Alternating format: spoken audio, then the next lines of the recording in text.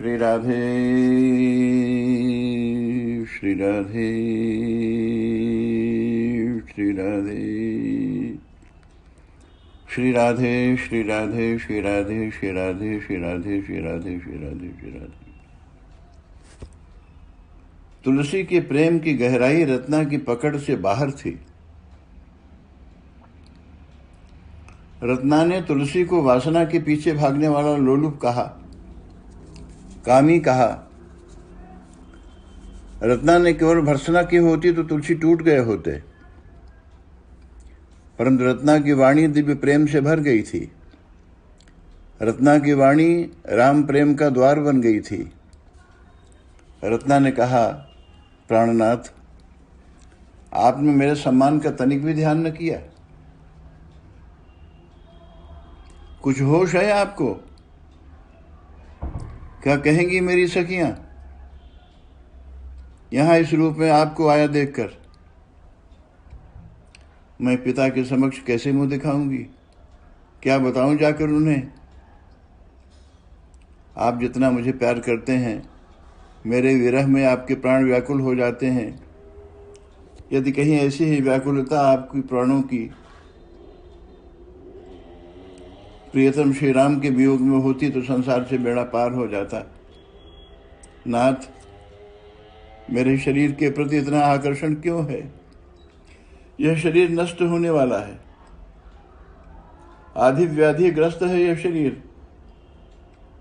रक्त मांस मज्जा के संघात अपवित्र ढांचे पर खड़े चर्मावृत इस शरीर के लिए आप अपने देव दुर्लभ शरीर को क्यों दांव पर लगा बैठे हैं?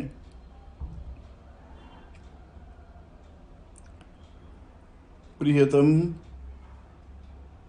क्या कहूं मैं आपको?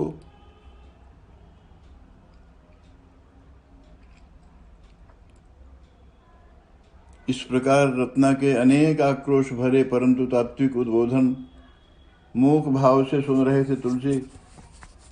सहसा रोमांच हुआ। ऐसा प्रतीत हुआ जैसे यहां से तुलसी को आभ्यंतर अलौकिक ज्योति के दर्शन हो गए हों।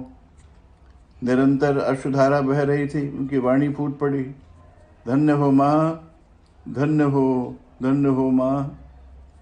आज तुम्हारी कृपा से मेरा प्रियतम राम मेरा मिलन हो गया है प्रियतम प्रभु भगवान श्री राम से। ऐसा कहते हुए वे रत्ना के चरणों पर जा पड़े। यह सब क्या हो गया? रत्ना को कुछ भी समझ में नहीं आ रहा था। समझ में आता भी कैसे? जो तुलसी को मिल गया था इस समय वह तो मुंह का स्वादन्वत था, वर्णन नहीं संभव था उसका। एक अलौकिक प्रेम में डूब गए थे तुलसी। राम प्रकट हो गए थे अंतःकरण में। राम प्रेम रोम रोम से झर रहा था। क्षमापूर्वक रत्ना ने तुलसी को ऊपर उठा लिया था।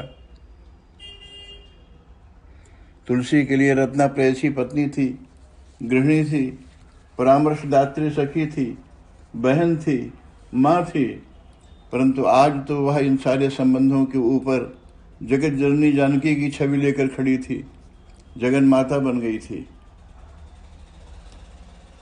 कबहु को अम्ब अवसर पाई, मेरी भी सुध द्याई वो कछु कदु करुण कथा चलाई। जैसी प्रार्थना आज नहीं करनी पड़ी थी, आज तो स्वतः माँ ने अपनी ओर से ही राम के दिव्य प्रेम का परिचय दे दिया था। तुलसी के आगमन की सूचना अब तक परिवार के सभी सदस्यों को हो गई थी।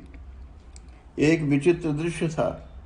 विस्फारित नयन सभी ने देखा था रत्ना के पांव पर पड़े मातृ संबोधन कर रहे तुलसी को।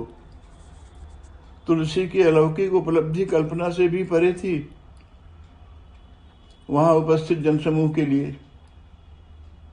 अब तुलसी पत्नी नहीं, प्रेयसी नहीं, गृहिणी नहीं, तुलसी मातृ रूपा रत्ना की अनुकृति बनकर साकार प्रकट थी।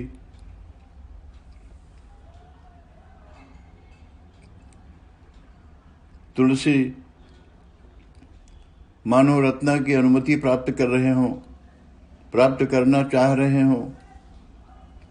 आंसुओं को समेट धैर्य धारण कर रत्ना ने अभिनव राम भक्त तुलसी का अभिनंदन किया। असहाय सी चरणों से लिपट गई। पति और पत्नी के बीच चिरकालीन वियोग की घड़ी आ पड़ी थी। 16 स्नैन तुलसी ने रत्ना से विदा ली। रत्ना ने भी अपने जीवन को धन्य मान तुलसी की चरण धूलि माथे से लगा ली। अब तुलसी की रत्ना छूट गई थी सदा सदा के लिए। उनका संसार विदा हो गया था। अब तो बस तुलसी हैं और राम हैं। आध्यात्मिक धरातल पर तुलसी की जीवन यात्रा समाप्त थी। मिल गया था वह जिसे पाने को युगों से भटक रहे थे। परंतु व्यवहारिक धरातल पर तुलसी के दिव्य जीवन की यात्रा का अब श्री गणेश हुआ था। रत्ना के कामिनी रूप ने तुलसी के रोम रोम को बांध लिया था। तुलसी रत्ना में सर्वांशता समा गई थी। परंतु जैसे तुलसी ने रत्ना को छोड़ना चाहा, वह रूपांतरित हो गई। रत्ना ही राम बन गई।